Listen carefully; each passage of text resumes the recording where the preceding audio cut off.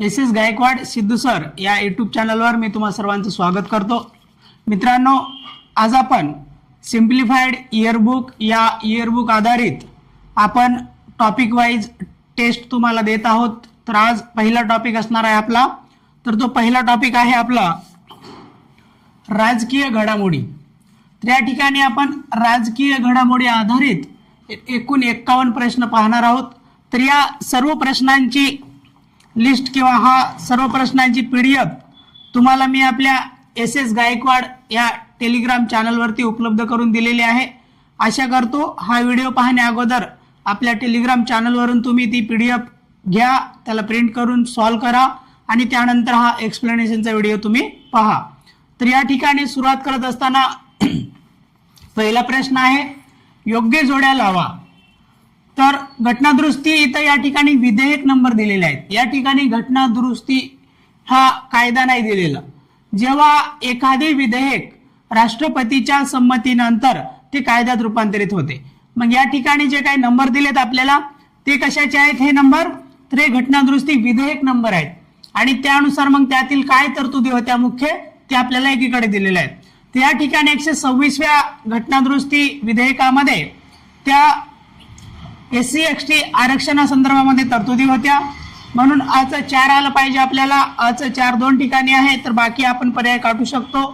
त्यानंतर 127व्या घटना दुरुस्ती विधेयकामध्ये आपल्याला ओबीसीच्या राज्यांची यादी होती, ओबीसी राज्यांची यादी, तो राज्यांना अधिकार दिलेला आहे।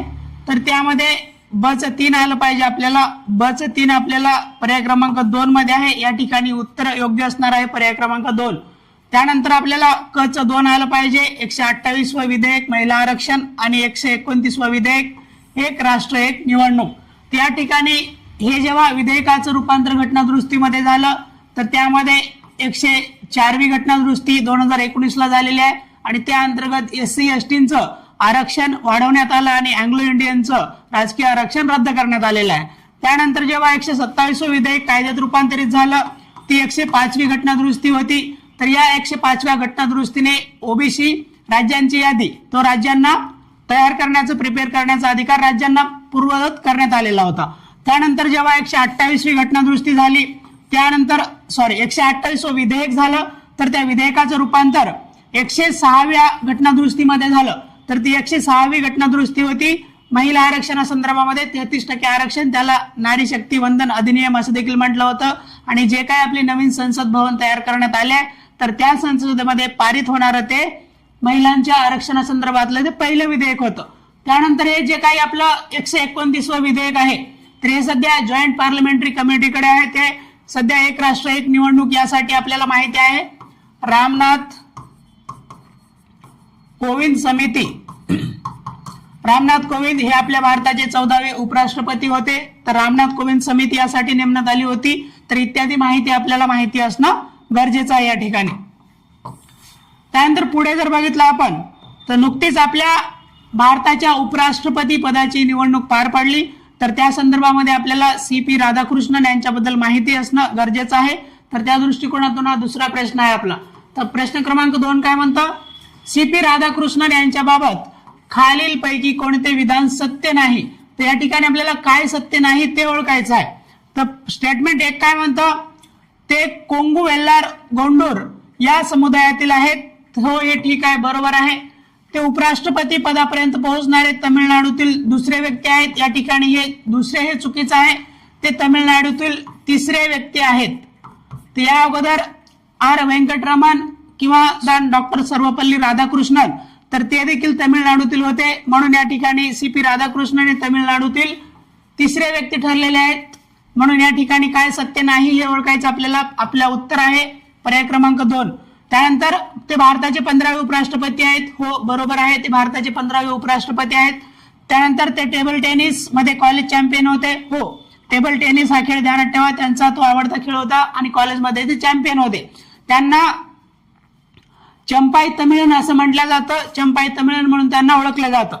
ते आपल्या महाराष्ट्राचे राज्यपाल होते, ते महाराष्ट्राचे राज्यपाल 22वे राज्यपाल म्हणून त्यांनी काम पाहिलेलं होतं, हे देखील या ठिकाणी ध्यानात ठेवा। आणि त्यांचे जे काही विरोधी होते निवडणुकीमध्ये ते बी सुदर्शन रेड्डी होते.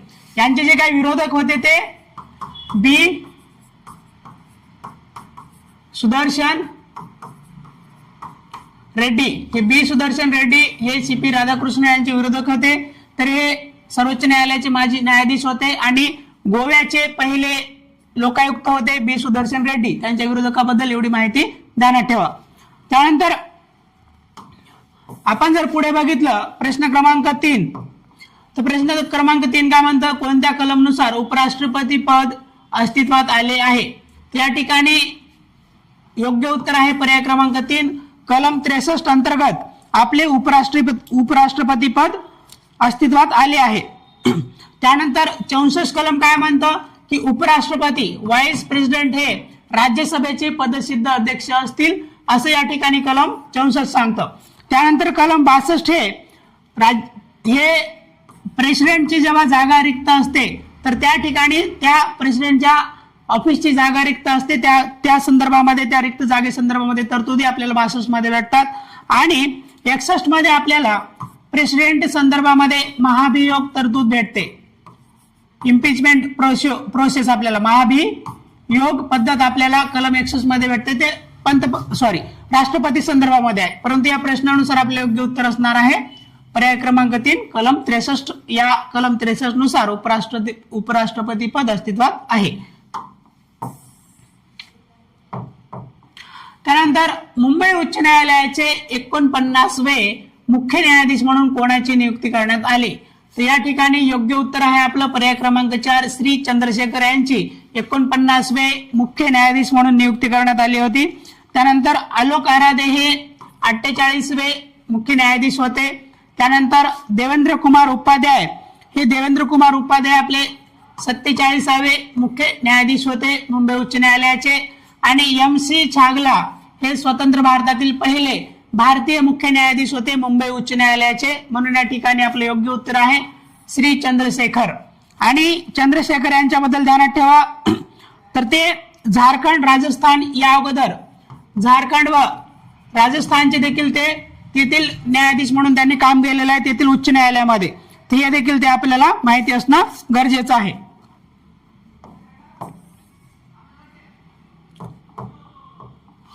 प्रश्न क्रमांक 5, मुंबई उच्च न्यायालयाच्या कोल्हापूर येथील फिरते खंडपीठाच्या अधिकार क्षेत्रात खालीलपैकी कोणत्या जिल्ह्याचा समावेश होत नाही. तर या ठिकाणी मागच्या ऑगस्ट 2025 मध्ये ते आपल्या भारताचे 52वे सरन्यायाधीश जे होते भूषण गवई, तर त्यांनी या ठिकाणी उद्घाटन केलं होतं आणि ते एक फिरते खंडपीठ म्हणून अस्तित्वात आलं. ते कायमस्वरूपी खंडपीठ होण्याच्या प्रोसेसमध्ये आहे. तर या ठिकाणी 6 जिल्ह्यांचा समावेश होता, एकूण 6 जिल्हे होते. तर त्यामध्ये पुणे येत नाही, म्हणून या ठिकाणी कोणाचा समावेश होत नाही विचारले. या ठिकाणी योग्य उत्तर आहे पर्याय क्रमांक 2 पुणे. त्यानंतर रत्नागिरी आणि सिंधुदुर्ग हे कोकणातील जिल्हे होते. सिंधुदुर्ग, रत्नागिरी हे कोकणातील 2 जिल्हे होते. त्यानंतर कोल्हापूर आलं आपलं आणि सांगली. तर अशा प्रकारे कोल्हापूर, सातारा, सांगली, सोलापूर, रत्नागिरी, सिंधुदुर्ग या 6 जिल्ह्याच्या अंतर्गत ते अधिकार क्षेत्रामध्ये 6 जिल्हे येतात कोल्हापूरच्या खंडपीठाच्या मध्ये. हे माहिती असणं आपल्याला गरजेचं आहे.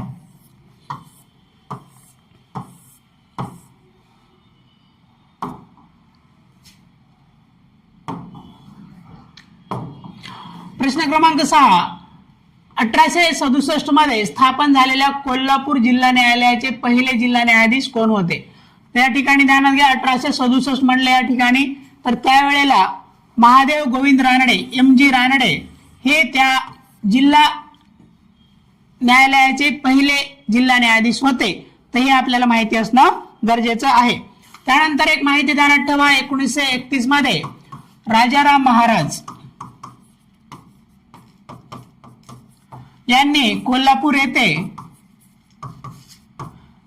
सर्वोच्च न्यायालय व उच्च न्यायालयाची स्थापना केली होती नंतर पुढे चालून. परंतु आपल्याला इथे 1867 मध्ये स्थापन झालेल्या जिल्हा न्यायालयाचे जिल्हा न्यायाधीश विचारलं होतं. पहिले जिल्हा न्यायाधीश ते MG रानडे, महादेव गोविंद रानडे हे होते. हे या ठिकाणी माहिती ठेवा. त्यानंतर 7वा प्रश्न, घटनेच्या 6व्या अनुसूची अंतर्गत जमिनीच्या नोंदी पूर्णपणे डिजिटल करणारी कोणती आदिवासी परिषद पहिली ठरली आहे? तर या ठिकाणी ध्यानात घ्या, 6व्या अनुसूचीमध्ये कोणते राज्य येतात? तर 6व्या अनुसूचीमध्ये ATMM आपण पाठ करतो ना, ATMM आसाम, त्रिपुरा, मेघालय, मिझोरम. आसाम, त्रिपुरा, मेघालय, मिझोरम हे आपल्याला पाठच पाहिजे. तर या 6व्या अनुसूचीमध्ये येणारे जिल्हे आहेत. तर या ठिकाणी आसामचा जो काही महत्वाचा बोडोलँड टेरिटरी आहे, तर त्या ठिकाणी बोडोलँड या ठिकाणी योग्य उत्तर आहे. तर बोडोलँड ही आदिवासी परिषद ही संपूर्ण डिजिटल नोंदी करणारी पहिली परिषद ठरलेली आहे 6व्या अनुसूची अंतर्गत, म्हणून या ठिकाणी योग्य उत्तर आहे पर्याय क्रमांक 2. त्यानंतर ते राज्य आपण पाठ करून ठेवायचे आहेत ATMM. त्यानंतर 8वा प्रश्न, जनसुरक्षा कायदा करणारे महाराष्ट्र कितवे राज्य आहे? त्या ठिकाणी जनसुरक्षा कायदा करणारे महाराष्ट्र हे 5वे राज्य आहे. उत्तर आहे पर्याय क्रमांक 4. या अगोदर या ठिकाणी छत्तीसगड होतं, तेलंगणा होते, त्यानंतर आंध्र प्रदेश व ओडिसा. तर या छत्तीसगड, तेलंगणा, आंध्र प्रदेश, ओडिसा या 4 राज्यानंतर आपले महाराष्ट्र हे 5वे राज्य ठरले आहे जनसुरक्षा कायदा लागू करणारे किंवा पारित करणारे.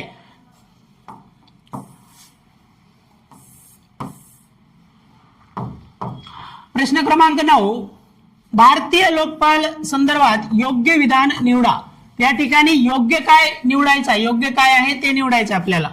तर सध्या लोकपाल पिनाकी चंद्र घोष आहेत? नाही, या ठिकाणी हे पहिले लोकपाल होते भारताचे.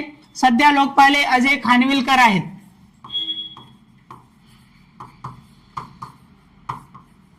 अजय खानविलकर हे सध्या लोकपाल आहेत, म्हणून पहिलं चुकीचं आहे, आपल्याला योग्य काय निवडायचा.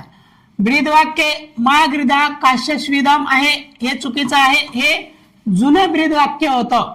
तर हे ईशा उपनिषद, ईशा उपनिषद मधील हे ब्रीदवाक्य होतं. सध्या हे ब्रीदवाक्य बदललेलं आहे. तर सध्या एम्पॉवर सिटीजन एक्सपोज करप्शन म्हणलेलं आहे. तर नागरिकांचं सशक्तीकरण आणि त्या भ्रष्टाचाराचं उजागरीकरण अशा प्रकारचं सध्या ब्रीदवाक्य हे नवीन त्यांनी आत्मसात केलेलं आहे. एक्सपोज करप्शन, एम्पॉवर सिटीजन्स आणि एक्सपोज करप्शन अशा प्रकारे ध्यानात ठेवा. त्यानंतर म्हणून ब देखील चुकीचा आहे, अ देखील चुकीचा आहे. क काय म्हणता? लोकपाल व लोकायुक्त अधिनियम 2013चाच आहे, बरोबर आहे. परंतु अंमलबजावणी 14 जानेवारी 2014 ची नसून ती 16 जानेवारीची आहे. या ठिकाणी 16 पाहिजे 14च्या जागी, म्हणून क देखील चुकीचा आहे. कायदा 2013चा जरी असला तरी अंमलबजावणी मात्र ती अंमलबजावणी 16 जानेवारी 2014 झालेली आहे. ड काय म्हणता? लोकपाल संरचनेत 1 अध्यक्ष व 6 सदस्य असतात. नाही, या ठिकाणी 6 नाही 8 सदस्य असतात. त्यामध्ये 4 हे गैर न्यायिक असतात आणि 4 हे न्यायिक सदस्य असतात. असे मिळून 1 अध्यक्ष व 8 सदस्य असतात. त्यामध्ये 4 न्यायिक आणि 4 गैरन्यायिक असतात आणि त्या एकूण सदस्यांपैकी 50% हे SC ST OBC व दुर्बल घटकात महिला यामधून असलेले पाहिजे. तर या प्रकारे आपल्याला माहिती पाहिजे. परंतु योग्य काय विचारलं होतं? योग्य वरील पैकी एकही नाही, यापैकी वरील पैकी एक नाही, आपल्याला उत्तर द्यावं लागेल. त्यानंतर महत्वाचं म्हणजे या ठिकाणी समिती ध्यानात ठेवा. लोकपाल निवड समिती जर का आपल्याला विचारलं की लोकपाल निवड समिती काय असते, तर समितीमध्ये या समितीमध्ये हे कोण कोण असतात? तर आपले पंतप्रधान असतात. त्यानंतर LOP म्हणजे लीडर ऑफ ऑपोजिशन झाले. त्यानंतर महत्वाचं म्हणजे लोकसभा अध्यक्ष झाले, हे एक झाले. LOP 2, लोकसभा अध्यक्ष 3. त्यानंतर CJI असतात. CJI म्हणजे चीफ जस्टिस ऑफ इंडिया असतात. आणि 5वे महत्वाचं म्हणजे डिस्टिंक्ट ज्युरिस्ट असतात, म्हणजे विख्यात कायदे पंडित. तर DJ डिस्टिंक्ट ज्युरिस्ट म्हणले या ठिकाणी. तर पंतप्रधान, विरोधी पक्षनेते, लोकसभेचे अध्यक्ष, सरन्यायाधीश व विख्यात कायदे पंडित तसे 5 सदस्यांची समिती असते. ती शिफारस करते आणि त्या आधारे त्यांची नियुक्ती केली जाते लोकपालांची. या ठिकाणी माहिती ठेवा, एवढी माहिती, कारण सध्या त्यांचं ब्रीदवाक्य बदललेलं आहे, त्यामुळे ते चर्चेमध्ये होतं. त्यानंतर 10वा काय म्हणतं? 1975च्या राष्ट्रीय आणीबाणी दरम्यान खालीलपैकी कोण राष्ट्रपती होते? तर ध्यानात ठेवा 1975 फखरुद्दीन अली अहमद हे त्यावेळेला राष्ट्रपती होते. तर हे मुद्दा का चर्चेत आहे? कारण सध्या आणीबाणीला 50 वर्षे पूर्ण झालेले आहेत. तर कधी आणीबाणी लागू झाली होती? तर ती 25 जून 1975 ला लागू झाली होती आणि 21 मार्च 1977 पर्यंत लागू होती. तर म्हणून या ठिकाणी 50 वर्षे पूर्ण झाले निमित्ताने हे चर्चेमध्ये होतं. आणि दुसरं महत्वाचं म्हणजे या ठिकाणी संविधान हत्या दिवस साजरा करण्याचं, संविधान हत्या दिवस साजरा करण्याचं सरकारनं घोषित केले. तर हा दिवस संविधान हत्या दिवस 25 जून हाच दिवस का निवडला? कारण याच दिवशी ही इमर्जन्सी लागू झाली होती. तर पुन्हा दुसरी एक महत्वाची गोष्ट ध्यानात ठेवा, जेव्हा ही इमर्जन्सी लागू झाली होती 25 जून 1975 ला, तर तेव्हा जे काही कारण दिलं होतं, कारण होतं अंतर्गत अशांतता. या ठिकाणी आपल्याला माहिती असणं गरजेचं आहे, अंतर्गत अशांतता. त्यानंतर याचा दुरुपयोग झाला म्हणून आपण काय केलं? नंतर 44वी घटना दुरुस्ती केली 1978 ची, आणि त्या अंतर्गत आपण या शब्द काढून टाकला, अंतर्गत अशांतता, इंटरनल डिस्टर्बन्स, आणि त्या ठिकाणी आपण आर्म रिबिलियन, सशस्त्र बंड हा शब्द समाविष्ट केला.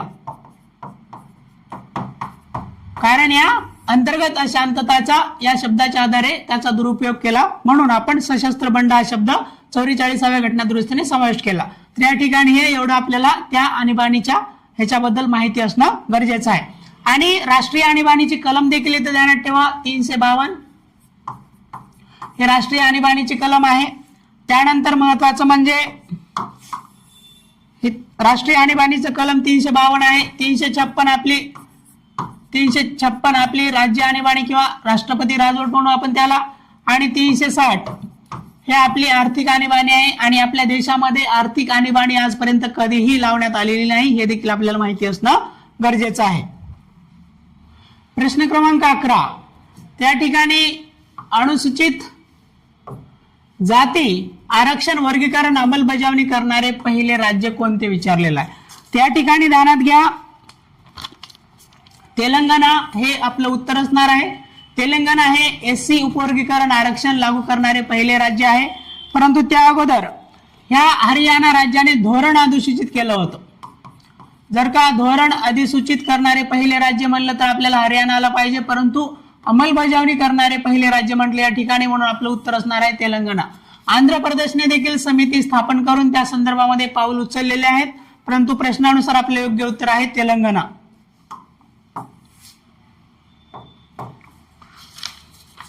त्यानंतर 12वा प्रश्न, वक्फ दुरुस्ती कायदा 2024 ने कोणत्या वर्षीच्या वक्फ अधिनियमाची जागा घेतली? त्या ठिकाणी हा जो काय वक्फ दुरुस्ती सध्या खूप मोठ्या चर्चेमध्ये असणारा विषय होता, म्हणून येणाऱ्या परीक्षेसाठी आपल्याला माहिती असणं आवश्यक आहे. तर तो जुना जो कायदा होता तो 1995चा कायदा होता, आणि त्या 1995च्या कायद्याची जागा 2024 वक्फ कायद्याने घेतलेली आहे. म्हणून पर्याय क्रमांक 3 या ठिकाणी आपलं योग्य उत्तर असणार आहे. 13वा प्रश्न, विधेयकास संमती देण्यासंदर्भात राष्ट्रपती संमतीचे कलम. या ठिकाणी सुरुवातीला आपल्याला राष्ट्रपती संमती कलम विचारलं, 111 आपलं राष्ट्रपतीच्या संमतीचं कलम आहे. त्यानंतर राज्यपालांच्या संमतीचे कलम आपल्याला विचारले, ती 200 कलम मध्ये राज्यपालांच्या संमतीचं तरतुदी आहेत. म्हणून आपल्याला 111 व 200 हे आपलं उत्तर असलं पाहिजे. या ठिकाणी पर्याय 2 मध्ये आपलं 111 व 200 आहे, म्हणून या ठिकाणी योग्य उत्तर आहे पर्याय क्रमांक 2. सोबतच आपल्याला 201 हे देखील कलम माहिती असणं गरजेचं आहे. 201 अंतर्गत राज्यपाल आपले एखादे विधेयक राष्ट्रपतीच्या विचारार्थ राखून ठेवण्याची तरतूद 201 अंतर्गत आहे राज्यपालांसाठी. तर म्हणून या ठिकाणी एवढी माहिती असणं बेसिक आपल्याला गरजेचं आहे. कारण हे माग सध्या सर्वोच्च न्यायालयाने जे काही मर्यादा लावल्या होत्या विधेयक पारित करण्यासंदर्भामध्ये राज्यपाल आणि राष्ट्रपतीवरती, तो निर्णय पूर्ववत फिरवण्यात आलेला आहे, आणि त्यामुळे हे चर्चेत असलेले मुद्दे होते, म्हणून आपल्याला माहिती असणं गरजेचं आहे. प्रश्न क्रमांक 14 काय म्हणतं, पश्चिम विभागीय परिषदेची बैठक कोणत्या ठिकाणी पार पडली? त्या ठिकाणी कोणत्या ठिकाणी पार पडली असं आहे. त्या ठिकाणी महाराष्ट्रातील पुणे या ठिकाणी ही बैठक पार पडली, म्हणून या ठिकाणी योग्य उत्तर आहे पर्याय क्रमांक 3. तर ही महाराष्ट्रातील एकूण 8वी बैठक होती, परंतु पुण्यामध्ये ही पहिलीच बैठक होती. पुण्यातली ही पहिली बैठक होती. महाराष्ट्रातली एकूण 8वी बैठक होती. त्या अगोदर मुंबईमध्ये एकूण 7 बैठका झालेल्या आहेत अगोदरच्या, परंतु सध्याच्या विभागीय परिषदेची बैठक पुणे येथे पार पडली आणि पुणे येथे ही बैठक पहिल्यांदाच पार पडलेली आहे.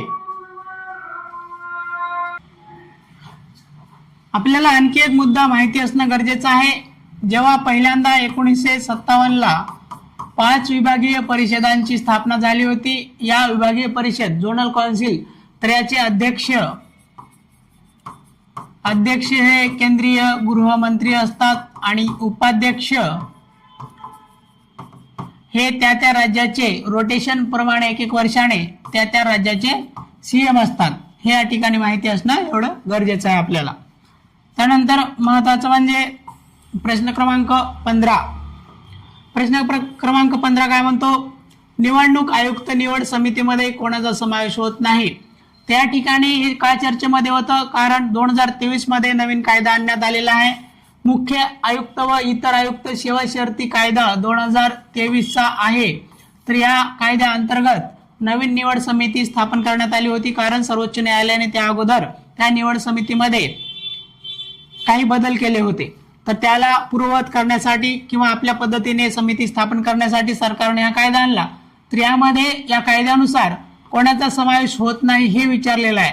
तर सध्या लोकसभा विरोधी पक्षनेता असतो, त्यामध्ये पंतप्रधान असतात आणि पीएम द्वारे नामनिर्देशित केंद्रीय मंत्री असतात. त्या ठिकाणी सरन्यायाधीश या समितीमध्ये नसतात, कारण 2023 च्या कायद्या अगोदर सर्वोच्च न्यायालयाने तसा निर्णय दिला होता की त्यामध्ये पंतप्रधान असतील, सरन्यायाधीश असतील आणि विरोधी पक्षनेता असतील. परंतु ह्या संसदेने कायदा केल्यानंतर त्यातून सरन्यायाधीश यांना काढून टाकलंय आणि पीएम द्वारे नामनिर्देशित केंद्रीय मंत्र्यांना तिथे स्थान दिलेलं आहे. म्हणून हे आपल्याला माहिती असणं गरजेचं आहे. आणि सध्या आपले 26वे ECI चीफ इलेक्शन कमिशनर हे ज्ञानेश कुमार आहेत, हे देखील आपल्याला माहिती पाहिजे. आणि ह्या नवीन कायद्या अंतर्गत हे पहिलेच निवडणूक आयुक्त आहेत तशी निवड होणारे ज्ञानेश कुमार आपले. तर यामुळे हे आपल्याला इत्यादी माहिती असणं गरजेचं आहे. प्रश्न क्रमांक 16. एकदाही राष्ट्रपती राजवट लागू न झालेले राज्य कोणते आहेत. त्या ठिकाणी हे छत्तीसगड असायला पाहिजे. या ठिकाणी छत्तीसगड. तर या ठिकाणी पर्याय क्रमांक 3 आपलं योग्य उत्तर आहे. तेलंगणा आणि छत्तीसगड या ठिकाणी एकदाही राष्ट्रपती राजवट लागू झाली नाही आजपर्यंत. सर्वाधिक वेळा मणिपूरमध्ये झालेली आहे, तब्बल 11व्यांदा. आता 2025 मध्ये देखील तिथे लागू झाली होती, म्हणून हा मुद्दा चर्चेत होता. सर्वात पहिल्यांदा जर म्हटलं, पहिल्यांदा पंजाब मध्ये लागू झाली होती 1951 लाच. सर्वात कमी काळ जर म्हटलं तो कर्नाटक, फक्त 7 दिवसांसाठी होती. सर्वात जास्त काळ जर म्हटलं ती जम्मू आणि काश्मीर मध्ये लागू झाली होती, ते देखील आपल्याला माहिती पाहिजे. आणि महाराष्ट्राचा विचार केला तर महाराष्ट्रामध्ये तब्बल आजपर्यंत 3 वेळा 80, 14, 19, 1980, 2014 व 2019 असं तब्बल 3 वेळा महाराष्ट्रामध्ये राष्ट्रपती राजवट लावण्यात आली होती. त्यानंतर आपल्याला पुन्हा येथे कलम माहिती असणं गरजेचं आहे की 352 कलम ही राष्ट्रीय आणीबाणीची आहे. त्यानंतर 356 कलम ही राष्ट्रपती राजवटीची आहे. त्यानंतर 360 कलम ही आर्थिक आणीबाणीची आहे. तर एवढे माहिती आपल्याला माहिती असणं गरजेचं आहे. आणि सध्या 13 फेब्रुवारी 2025 मध्ये मणिपूरमध्ये लागली होती 11व्यांदा, आणि त्या अगोदर 1967 मध्ये पहिल्यांदा मणिपूरमध्ये लागली होती. तर म्हणून हे चर्चेमध्ये असणाऱ्या बाबी आहेत, आपल्याला या गोष्टी माहिती असणं गरजेचं आहे.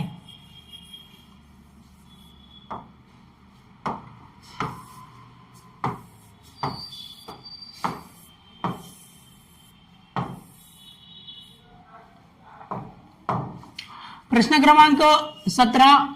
स्वातंत्र्यानंतर समान नागरी संहिता लागू करणारे देशातील पहिले राज्य कोणते? तर या ठिकाणी उत्तराखंड हे स्वातंत्र्यानंतर समान नागरी कायदा लागू करणारे आपल्या देशातील पहिले राज्य ठरले आहे. परंतु स्वातंत्र्यापूर्वीपासून कोणते होते? तर ते गोवा. अगोदरपासूनच त्या गोव्याला समान नागरी कायदा लागू असणारे ते एकमेव राज्य होतं आपल्या स्वातंत्र्या अगोदर आणि स्वातंत्र्यानंतर देखील. परंतु आता स्वातंत्र्यानंतर लागू करणारे पहिले राज्य म्हणलं तर उत्तराखंड. जर का एकूणात उत्तराखंड कितवे म्हणलं तर ते दुसरे राज्य असेल आणि स्वातंत्र्यानंतरचे ते पहिले राज्य आहे. अशा प्रकारे आपल्याला माहिती ठेवणं गरजेचं आहे. आणि समान नागरी संहितेचं कलमही आपल्याला पाठ असणं गरजेचं आहे. तर 44 कलम जे आहे आपलं डीपीएसपी मध्ये directive principle of state policy, तर त्या directive principle of state policy किंवा राज्य धोरणाची मार्गदर्शक तत्व असं त्याला म्हणतो आपण, त्यामध्ये 44 कलम आपल्याला या ठिकाणी माहिती असणं गरजेचं आहे. पुढे आपल्याला 18वा प्रश्न, अयोग्य विधान ओळखा असं विचारलेलं आहे. तर दिनेश वाघमारे हे महाराष्ट्राचे 6वे निवडणूक आयोग आहेत, हे चुकीचं आहे. ते महाराष्ट्राचे 7वे निवडणूक आयुक्त आहेत. आपल्याला अयोग्य काय ओळखायचं आहे. त्यानंतर महाराष्ट्र राज्य निवडणूक आयोगाची स्थापना 16 एप्रिल 1994 ला झाली, तर हो बरोबर आहे. त्यानंतर राज्य निवडणूक आयोगासंदर्भामध्ये तरतूद 243 के व 243 ZA अंतर्गत आहेत, हो हे देखील बरोबर आहे. त्यानंतर DN चौधरी हे महाराष्ट्राचे पहिले निवडणूक आयुक्त होते. खालील हे विधान बरोबर आहेत. आपल्याला अयोग्य काय ओळखायचं होतं म्हणून या ठिकाणी योग्य उत्तर आपल्याला द्यावं लागेल पर्याय क्रमांक 1. तर हे आपल्याला माहिती असणं गरजेचं आहे.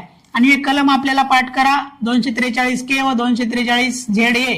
तर हे निवडणूक आयोगासंदर्भामध्ये राज्य निवडणूक आयोगासंदर्भामध्ये त्या तरतुदी आहेत त्यामध्ये.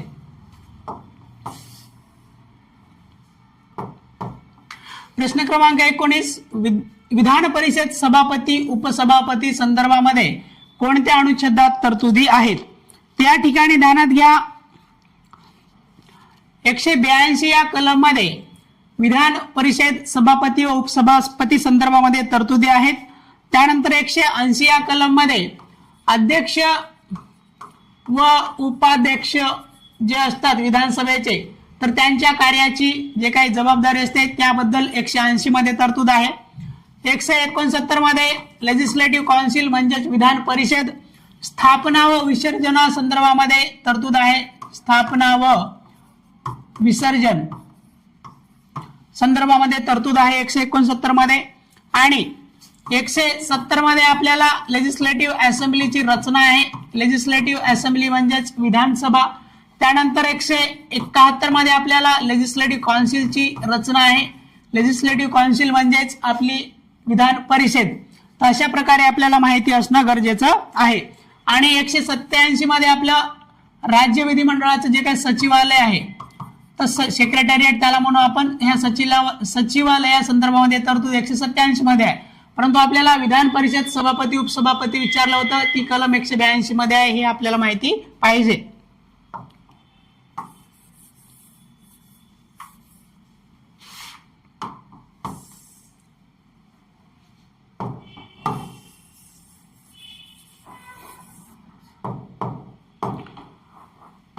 प्रश्न क्रमांक 20 काय म्हणतो, खालीलपैकी योग्य विधान निवडा. योग्य विधान काय निवडायचं आपल्याला.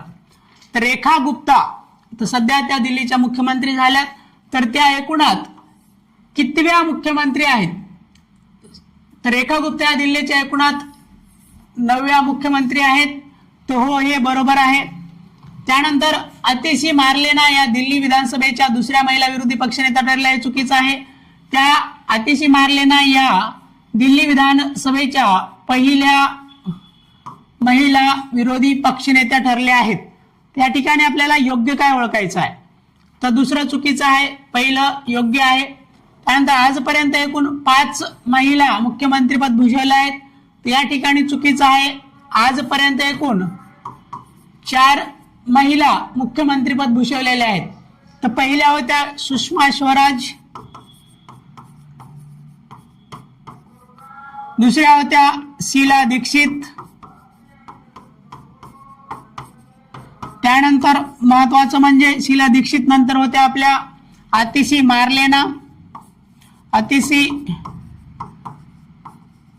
मार्लेना आणि सध्या आहेत आपल्या रेखा गुप्ता. या दिल्लीच्या महिलांमध्ये विचारलं तर त्या 4थ्या महिला मुख्यमंत्री आहेत आणि एकूणात त्या 9व्या मुख्यमंत्री आहेत. एकूणात 9व्या आणि महिलांमध्ये 4थ्या आहेत. त्यानंतर 4 काय म्हणतात, रेखा गुप्ता यांचा जन्म जुलाना उत्तर प्रदेश या ठिकाणी झाला. हे चुकीचं आहे. जुलाना बरोबर आहे त्यांचं जन्मगाव, परंतु तो हरियाणा राज्याच्या जुलाना येथे त्यांचा जन्म झालेला आहे. म्हणून 4 देखील चुकीचा आहे, हे देखील चुकीचा आहे आणि 2 देखील चुकीचा आहे. योग्य काय ओळखायचं आपल्याला या ठिकाणी, पर्याय क्रमांक 1 आपले योग्य उत्तर असणार आहे. सध्याच दिल्ली विधानसभेच्या निवडणुका पार पडल्या होत्या, त्या संदर्भामध्ये आपल्याला हे एवढी माहिती असणं गरजेचं आहे.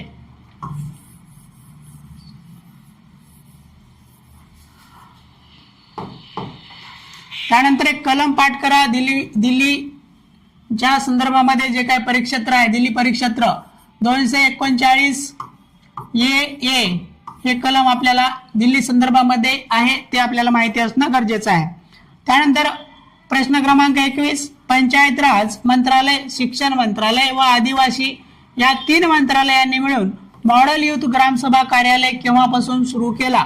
तर मॉडेल युथ ग्राम सभा प्रोग्राम हा ऑक्टोबर 2025 पासून सुरू झालेला आहे. म्हणून या ठिकाणी योग्य उत्तर पर्याय क्रमांक 3 असणार आहे. आणि हे पण ध्यानात ठेवा, या ठिकाणी या प्रोग्राम मध्ये 9वी ते 12वी वर्गातील विद्यार्थी सहभाग घेणार आहेत, ते हे आपल्याला माहिती असणं गरजेचं आहे. या ठिकाणी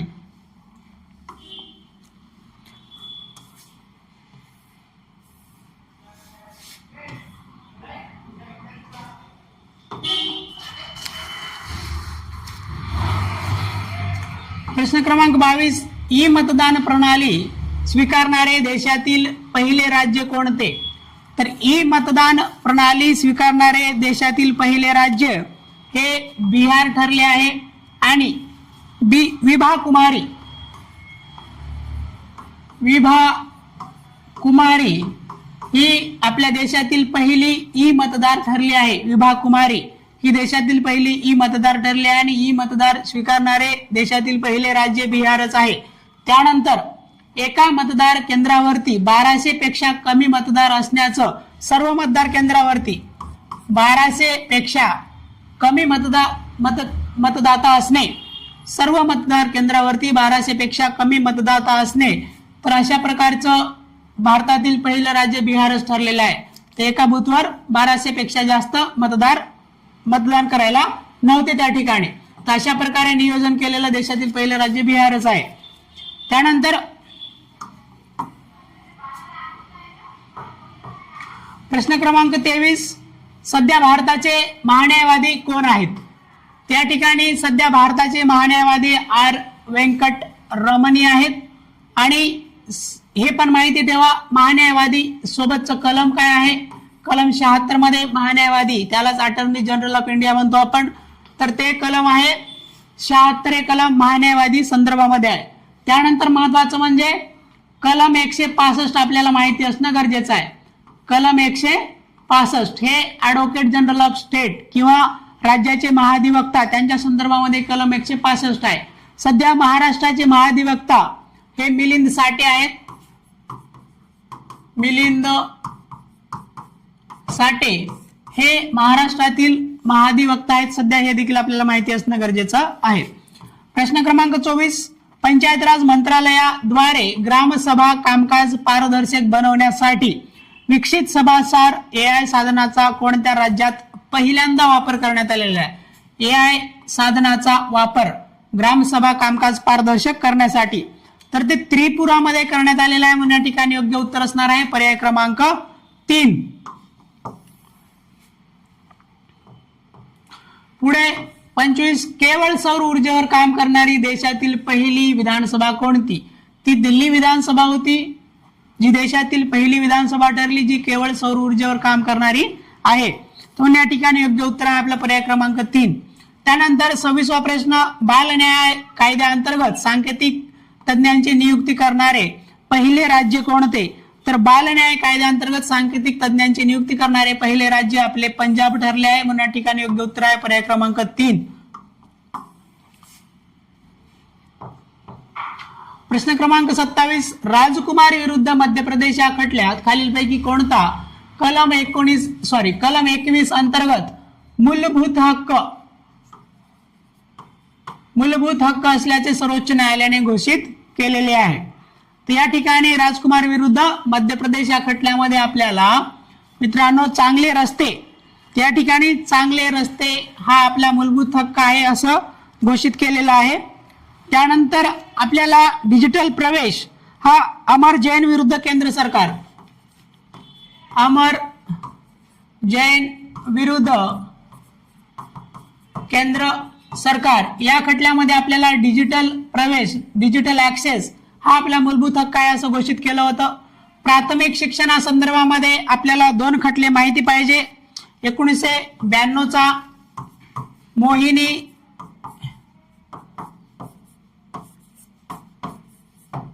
जैन, 1992चा मोहिनी जैन व 1993चा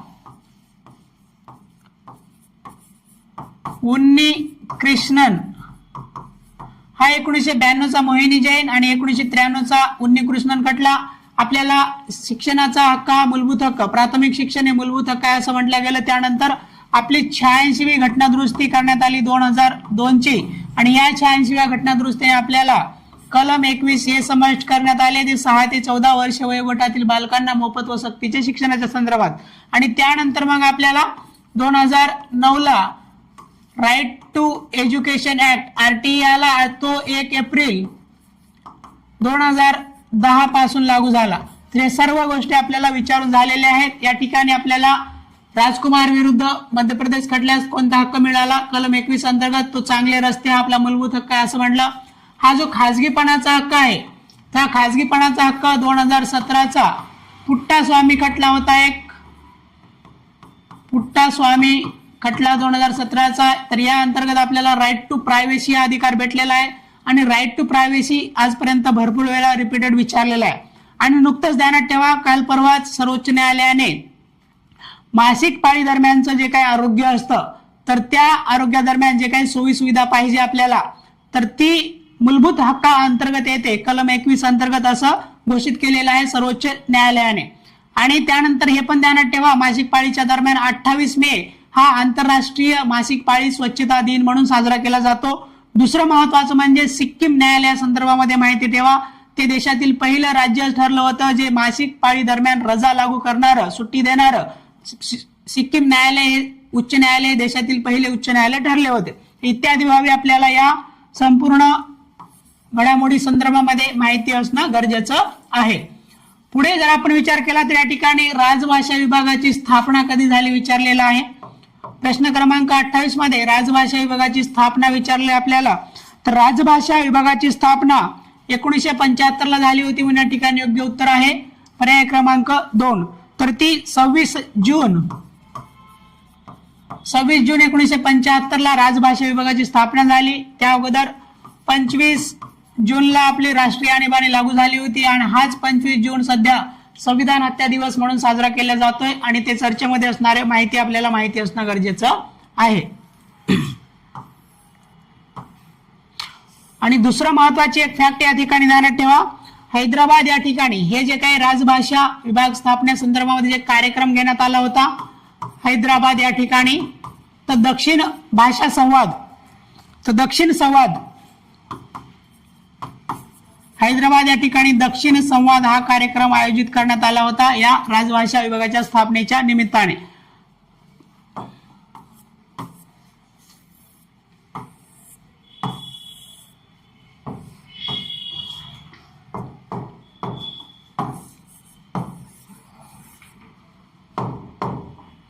प्रश्न क्रमांक 29, शहरी स्थानिक स्वराज्य संस्थांच्या अध्यक्षांची पहिली परिषद कोणत्या राज्यात पार पडली? तर हरियाणा येथील मानेसर या ठिकाणी, हरियाणा राज्यातील मानेसर या ठिकाणी ही शहरी स्थानिक स्वराज्य संस्था, अर्बन गव्हर्नमेंट जे काही शहरी स्थानिक स्वराज्य संस्थांच्या अध्यक्षांची पहिली राष्ट्रीय परिषद हरियाणा येथील मानेसर या ठिकाणी पार पडलेली आहे हे आपल्याला माहिती असणं गरजेचं आहे. त्यानंतर 30वा प्रश्न, कोणती समिती अर्थसंकल्पीय अंदाजाचे परीक्षण करते? तर या ठिकाणी अंदाज समिती अर्थसंकल्पीय अंदाजाचे परीक्षण करणारी समिती आहे आपली अंदाज समिती आहे. तर या समितीची स्थापना जी आहे 1950 ला झाली आहे आणि जे काही शिफारस होती जॉन मथाई समिती होती. जॉन मथाई समिती ही समिती 1949 ची आहे. तर या 1949च्या जॉन मथाई समितीने शिफारस केली आणि 1950 ला तर तिची स्थापना झालेली आहे 10 एप्रिल 1950. तर हे सध्या 75 वर्ष या समितीला पूर्ण होत आहेत. येणाऱ्या परीक्षेला आपल्याला या महत्वाचं असणार आहे. आणि सध्या याचे अध्यक्ष पण ध्यानात ठेवा, अध्यक्ष आहेत संजय जयस्वाल. अंदाज समितीचे अध्यक्ष हे संजय जयस्वाल आहेत हे देखील आपल्याला माहिती पाहिजे. प्रमुख 3 समित्या आपल्याला अभ्यासायच्या असतात. त्यामध्ये ही एक अंदाज समिती आहे. या अंदाज समितीमध्ये सर्वच्या सर्व 30 सदस्य लोकसभेचेच असतात. त्यामध्ये राज्यसभेच्या सदस्यांचा समावेश नसतो. दुसरी एक समिती आहे आपली महत्वाची म्हणजे लोकलेखा समिती. तर ही लोकलेखा समिती 1919च्या कायद्याअंतर्गत स्थापन झाली होती. ती स्थापना झाली तिची 1921 ला. तर ही सर्वात जुनी समिती म्हणून ओळखली जाते लोकलेखा समिती. आणि या लोकलेखा समितीचे अध्यक्ष आहेत के.सी. वेणुगोपाल. तर के.सी. वेणुगोपाल हे लोकलेखा समितीचे अध्यक्ष आहेत. तिची स्थापना 1919च्या कायद्याअंतर्गत 1921 मध्ये झाली होती. त्यानंतर एक सार्वजनिक जे काय पब्लिक अंडरटेकिंग समिती जी असते, सार्वजनिक समिती जी असते,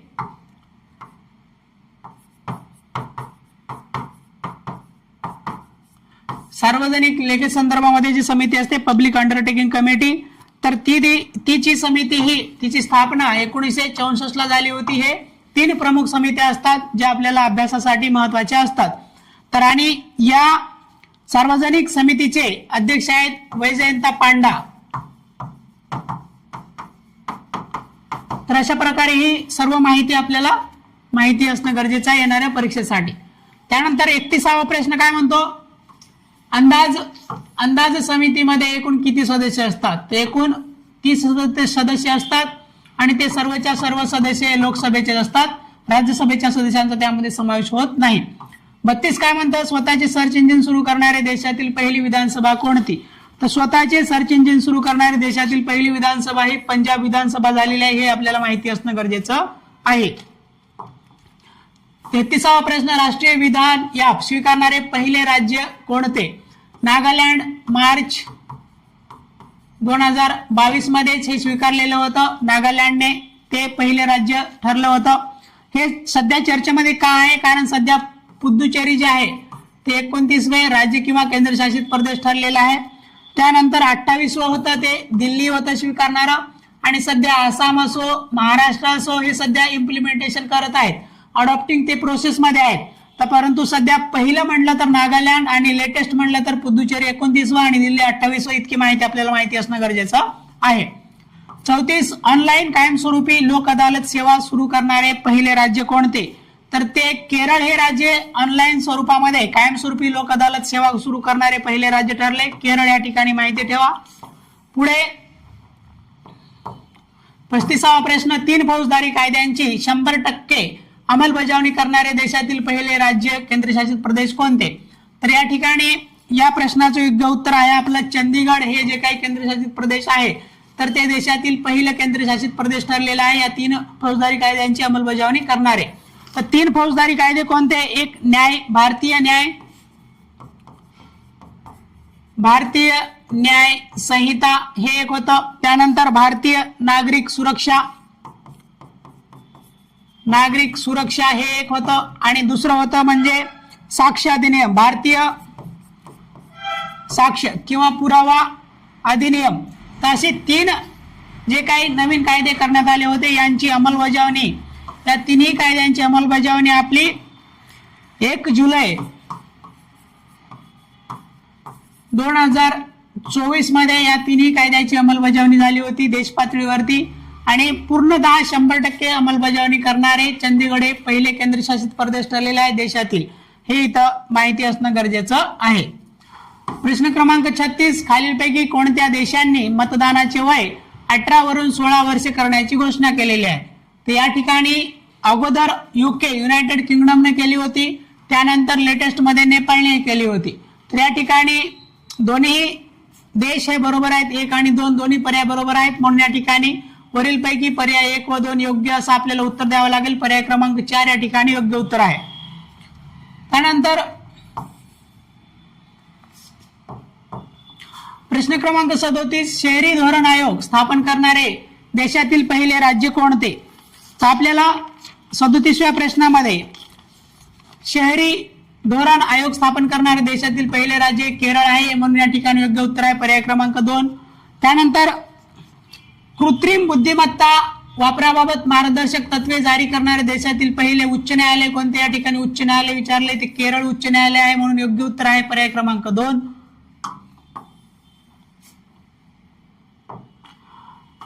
39 काय म्हणतं? भाषांतरकाराची सुविधा असलेली देशातील पहिली विधानसभा कोणती? ती उत्तर प्रदेश विधानसभा आहे. पर्याय क्रमांक 3 या ठिकाणी योग्य उत्तर आहे. 40 कोणत्या राज्याने राज्यसफाई कर्मचारी आयोग स्थापण्याची घोषणा केली? बिहार राज्याने राज्यसफाई कर्मचारी आयोग स्थापण्याची घोषणा केली. उत्तर आपलं 4 असणार आहे. त्यानंतर महत्वाचं म्हणजे बिहार राज्याने सरकारी नोकऱ्यांमध्ये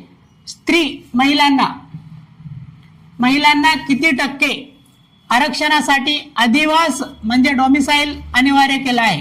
तर या ठिकाणी 35% जे काही नोकऱ्यांमध्ये महिलांना आरक्षण देण्याची घोषणा केली बिहारने, तर या बिहार राज्याने 35% आरक्षणाच्या घोषणेसाठी त्यातील डोमिसाईल जे अधिवास जे आहे ते अनिवार्य केलेलं आहे त्या महिलांसाठी. तर सहजासहजी आपल्याला 33% आठवतं, कारण 33% आपल्याला निवडणुकांमध्ये राजकीय आरक्षण वगैरे महिलांना प्राप्त झालेलं आहे. तर त्या ठिकाणी बिहार म्हटलं तर 35% असायला पाहिजे, हे माहिती असायला पाहिजे आपल्याला. 42वा प्रश्न, आचार्य देवव्रत सध्या महाराष्ट्राचे एक त्यांना अधिभार देण्यात आलेला आहे राज्यपालांचा. तर ते सध्या गुजरातचे राज्यपाल आहेत, परंतु महाराष्ट्रात त्यांना ऍडिशनल चार्ज देण्यात आलेला आहे महाराष्ट्राचा. तर म्हणून त्यांच्याबाबत आपल्याला माहिती असणं गरजेचं आहे. काय योग्य नाही हे विचारले या ठिकाणी. तर एक काय म्हणतं, आचार्य देवव्रत यांनी मराठीतून शपथ घेतली, हे चुकीचं आहे. तर आचार्य देवव्रत यांनी संस्कृत मधून शपथ घेतलेली आहे, म्हणून या ठिकाणी पहिलं चुकीचं आहे. काय योग्य नाही हेच ओळखायचं आपल्याला. पहिलंच योग्य नाही, म्हणून या ठिकाणी योग्य उत्तर पर्याय क्रमांक 1 असणार आहे. सप्टेंबर 2025 मध्ये त्यांनी राज्यपाल पदाची शपथ घेतली, हे बरोबर आहे. सप्टेंबर 2025 मध्ये घेतली. त्यानंतर त्यांनी CP राधाकृष्णन यांची जागा घेतली, हो बरोबर आहे. CP राधाकृष्णन हे आपल्या महाराष्ट्राचे 22वे राज्यपाल होते. त्यानंतर त्यांची निवड तिकडे उपराष्ट्रपती पदी झाली आणि त्यानंतर जागा खाली होती, म्हणून गुजरातचे जे काही आचार्य देवव्रत राज्यपाल आहेत त्यांना अधिभार देण्यात आलेला आहे महाराष्ट्राचा. त्यानंतर ते मूळचे हरियाणाचे आहेत, हो ठीक आहे बरोबर आहे. त्यानंतर ते गुजरात आणि हिमाचलचे राज्यपाल पद भूषवले आहे. सध्या पण गुजरातचे आहेत आणि हिमाचलचे पण त्यांनी राज्यपाल म्हणून पद भूषवलेलं आहे. तर या ठिकाणी अजून एक राज्यपाल संदर्भामध्ये महाराष्ट्राची आपल्याला माहिती ठेवायची आहे येणाऱ्या परीक्षांसाठी. तर ते पहिले जे राज्यपाल होते महाराष्ट्राचे पहिले राज्यपाल, तर ते होते श्री प्रकाश. त्यानंतर आपल्याला 20वे राज्यपाल माहिती असणं गरजेचं आहे. तर 20वे राज्यपाल हे भगतसिंग कोश्यारी होते आपले, हे चर्चेमध्ये आहेत पुन्हा. भगतसिंग कोश्यारी हे काय चर्चेत आहे? ते भगतसिंग कोश्यारी यांना सध्या पद्मभूषण भेटलेला आहे. पद्मभूषण पुरस्कार त्यांना 2026 भेटलाय. ते महाराष्ट्राचे आपल्या राज्यपाल होते 20वे. 2019 ते 2023 दरम्यान ते महाराष्ट्राचे 20वे राज्यपाल होते भगतसिंग कोश्यारी, म्हणून आपल्याला त्यांच्याबद्दल माहिती असणं गरजेचं आहे. त्यानंतर ते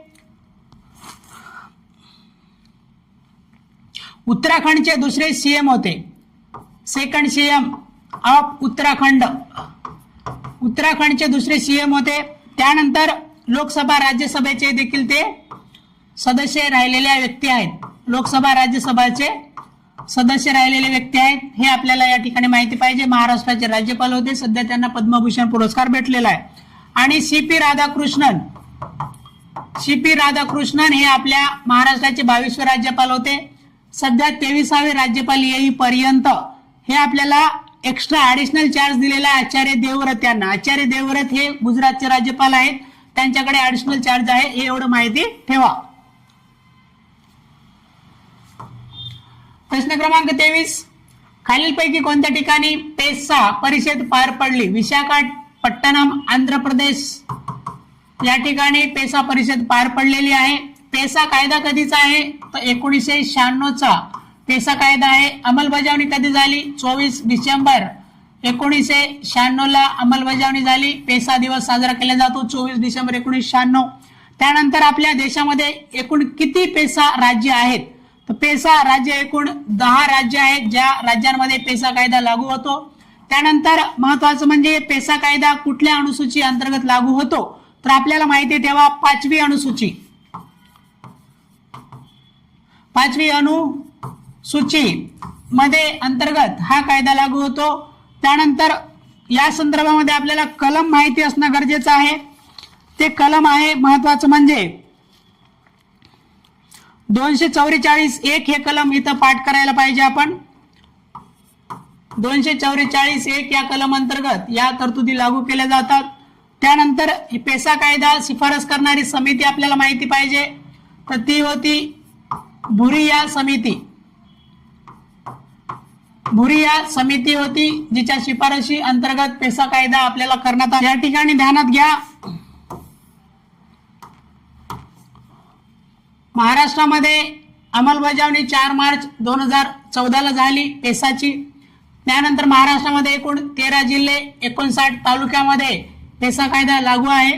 त्यामध्ये येतं ठाणे देखील येतं. ठाणे, पालघर, नाशिक, धुळे, नंदुरबार, जळगाव, चंद्रपूर, गडचिरोली, भंडारा, गोंदिया, नागपूर, अमरावती आणि यवतमाळ या एकूण 13 जिल्ह्यांमध्ये पेसा कायदा महाराष्ट्रामध्ये लागू आहे. दुसरं महत्वाचं म्हणजे आहे झारखंड. तर सध्या झारखंड या राज्याने पेसा कायदा लागू करण्याची घोषणा केलेली आहे, अधिसूचित केलेला आहे आता. तर म्हणून या ठिकाणी झारखंड देखील ध्यानात ठेवा. एकूण 10 राज्यापैकी झारखंडची स्थापना 2000 साली झाली, परंतु त्याने मागच्या 25 वर्षामध्ये तो पेसा कायदा लागू केला नव्हता. त्यांनी आता लागू करण्यासाठी अधिसूचित केलेला आहे. तर हे एवढी माहिती आपल्याला माहिती असणं गरजेचं आहे. पुढे एकूण जे 10 राज्यामध्ये जो काही पेसा कायदा लागू आहे, तर ते 10 राज्य देखील आपल्याला माहिती असणं गरजेचं आहे. तर हे 10 राज्य आपल्याला माहिती असणं गरजेचं आहे. आंध्र प्रदेश, तेलंगणा, महाराष्ट्र, गुजरात, मध्य प्रदेश, झारखंड, छत्तीसगड, राजस्थान, हिमाचल प्रदेश आणि ओडिसा. तर या एकूण 10 राज्यांबद्दल देखील आपल्याला माहिती असणं गरजेचं आहे. आणि इतकी माहिती येणाऱ्या परीक्षेसाठी आपल्याला माहिती असणं गरजेचं आहे, कारण ते चर्चेमध्ये आहे भरपूर. पुढे महत्वाचा 44वा प्रश्न, कोणत्या वर्षापर्यंत सर्वांसाठी विमा हे उद्दिष्ट साध्य करण्याचे प्रस्तावित आहे? तर या ठिकाणी विकसित भारतचा जे उद्दिष्ट आहे तर ते 2047 आहे आणि हे 2047 पर्यंत सर्वांसाठी विमा हे उद्दिष्ट साध्य करण्याचे उद्दिष्ट प्रस्तावित ठेवलेलं आहे सरकारनं. आणि हे पण ध्यानात ठेवा, एक विधेयक आणलेलं आहे सरकारने विमाच्या संदर्भामध्ये. त्यामध्ये सध्या 74% FDI अलाव होता, तर 74%वरून आता सरळ आपल्याला 100% पर्यंत FDI अलाव करण्यापर्यंतची तरतुदी त्या विधेयकामध्ये नवीन आणलेली आहे. आणि त्याच अंतर्गत आपलं 2047 पर्यंत सर्वांसाठी विमा हे उद्दिष्ट साध्य करण्यासाठी प्रस्तावित वर्ष 2047 ठेवलेलं आहे. त्यानंतर महत्वाचं आहे 45वा प्रश्न, खालीलपैकी कोणत्या महापालिकांची पहिलीच निवडणूक होती? तर या ठिकाणी जालना व इचलकरंजी. तर जालना, इचलकरंजी यांची ही पहिलीच निवडणूक होती. त्या ठिकाणी ही इचलकरंजी 28वी महानगरपालिका म्हणून अस्तित्वात आली. त्यानंतर जालना ही 29वी महानगरपालिका म्हणून अस्तित्वात आलेले पहिल्याच महानगरपालिका आहेत. या मागच्या निवडणुकांमध्ये त्यांच्या पहिल्यांदा निवडणुका पार पडलेल्या आहेत. तर हे आपल्याला माहिती असणं गरजेचं आहे. दुसरं महत्वाचं म्हणजे आताच महानगरपालिकांच्या निवडणुका पार पडल्या म्हणून आपल्याला काही गोष्टी माहिती असणं गरजेचं आहे. आपल्या देशातील सर्वात जुनी महानगरपालिका म्हटलं तर मद्रासची आहे, 1688 मध्ये निर्माण झाली. महाराष्ट्रातील सर्वात जुनी म्हटलं तर या ठिकाणी बृहन्मुंबई आहे, 1888 ची. देशात सर्वात श्रीमंत तेच बृहन्मुंबईच आहे. त्यानंतर सर्वात जास्त सदस्य बृहन्मुंबईचेच आहेत, 227 सदस्य एकूण. क्षेत्रफळाने सर्वात मोठी महानगरपालिका पुण्याची आहे.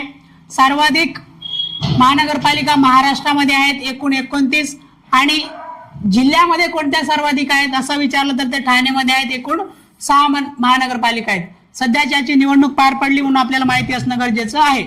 आणि दुसरं लॉर्ड रिपन आपल्याला माहिती असणं गरजेचं आहे. लॉर्ड रिपन यांना स्थानिक स्वराज्य संस्थाचे जनक म्हटले जाते.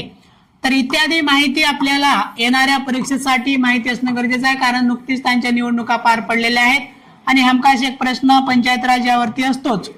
पुढे प्रश्न क्रमांक 46 कोणत्या घटनादुरुस्ती विधेयकाचा उद्देश हा चंदीगड केंद्रशासित प्रदेशाचा समावेश कलम 240 अंतर्गत समाविष्ट करणे आहे.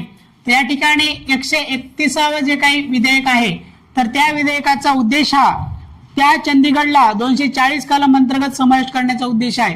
का 240 कलम अंतर्गत? कारण थेट राष्ट्रपतींना त्या संदर्भामध्ये तरतुदी करण्याचा अधिकार मिळेल 240 अंतर्गत आल्यानंतर.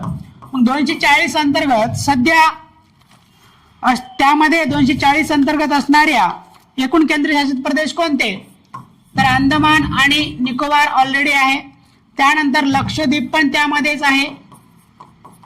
त्यानंतर आपलं दादरा नगर हवेली व दमण दीव हे देखील आहे आणि पुदुचेरी.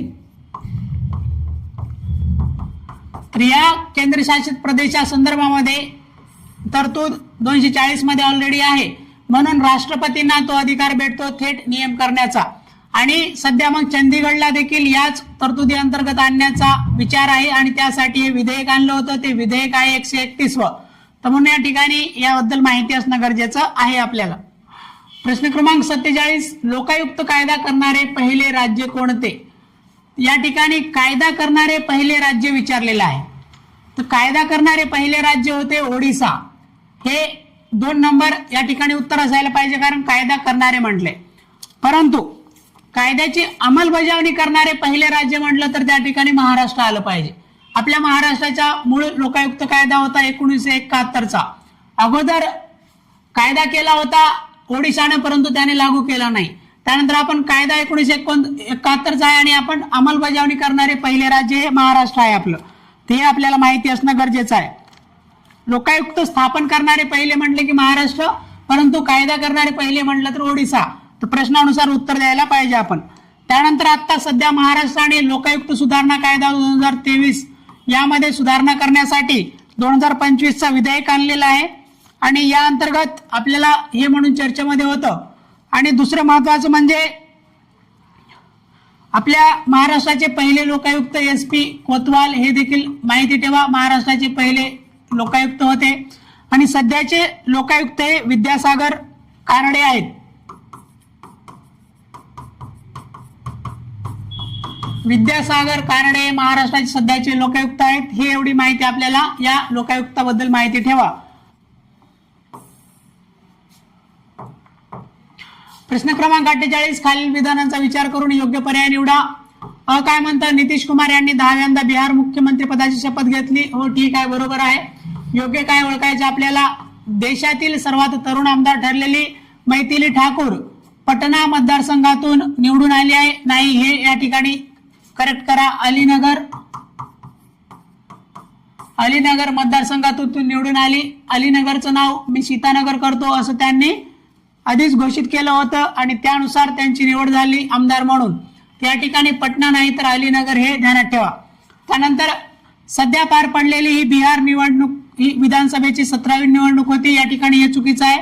बिहारची जी काही निवडणूक झाली तर ती तेथील विधानसभेची 18वी निवडणूक होती म्हणून या ठिकाणी क देखील चुकीचा आहे.